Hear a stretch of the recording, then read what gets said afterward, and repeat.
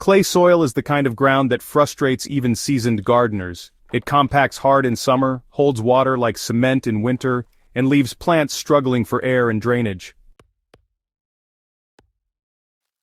But what if there was a lazy gardener's shortcut to soften that clay and bring worms swarming in at the same time?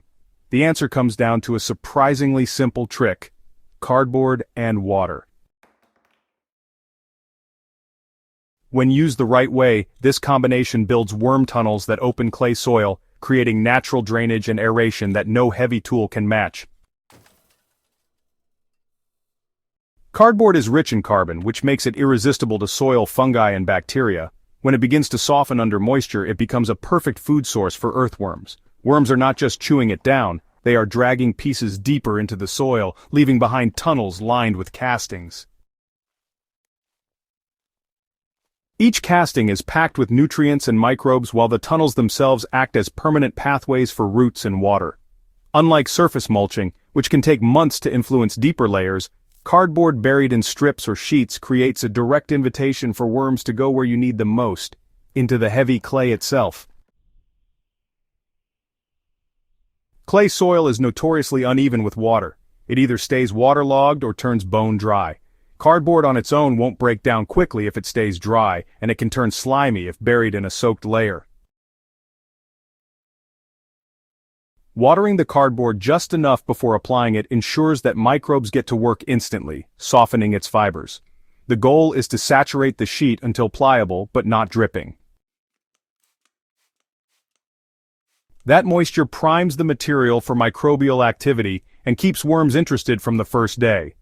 It is the balance of hydration that makes this trick effective. The practical steps are simple but need to be done in sequence. First, dig a shallow trench about 6 to 8 inches deep and as wide as the cardboard strip you plan to use. Standard box panels work well, and you can cut them to fit the trench length. Soak the cardboard in water until flexible, then lay it flat at the bottom of the trench. Alright, so now, on top of the cardboard, you'll want to add a thin layer of nitrogen-rich material. This could be kitchen scraps, fresh grass clippings, or even diluted urine at a ratio of 1 part to 10 parts water. This step is crucial because it feeds the microbes that begin the breakdown process. Next up, cover the trench back over with 2 to 3 inches of the same clay soil you removed earlier. Then, finish with a layer of mulch, such as straw, shredded leaves, or wood chips. This helps to prevent the area from drying out too quickly. Now, within just a few weeks, you'll notice something pretty amazing. The soil directly above the cardboard will become looser and much easier to work with. It's quite satisfying to see the transformation. Worms are attracted to the softened material and the nitrogen boost, and as they chew through, they leave permanent openings that continue to function long after the cardboard itself is gone. Gardeners often reach for tillers or broad forks when dealing with clay. These tools temporarily break the surface, but the compaction always returns because the soil structure has not changed. By contrast, worms build lasting architecture underground. A single worm tunnel can remain intact for months, and as the worm revisits, it coats the tunnel walls with castings that improve fertility. Over time, repeating this cardboard tunnel method across a bed creates a network of channels that transform the soil from within, something machines cannot replicate without constant effort. This trick works best when you're preparing beds for future planting, rather than for crops that are already established.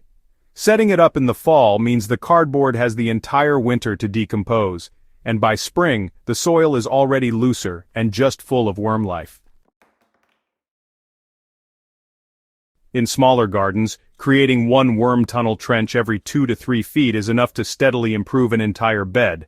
On larger plots, alternating rows with trenches each season ensures the soil gradually shifts from compact clay to friable, fertile ground.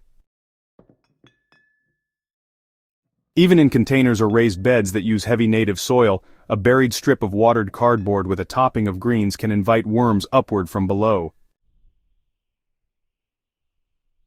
Clay soil doesn't have to be a permanent curse. By combining something as simple as cardboard and water, you unlock a natural process that enlists worms to do the hardest work for you. Instead of fighting compaction year after year, you build living channels that improve structure, drainage, and fertility. It is a trick that costs nothing, uses materials already at hand, and pays off with healthier soil season after season.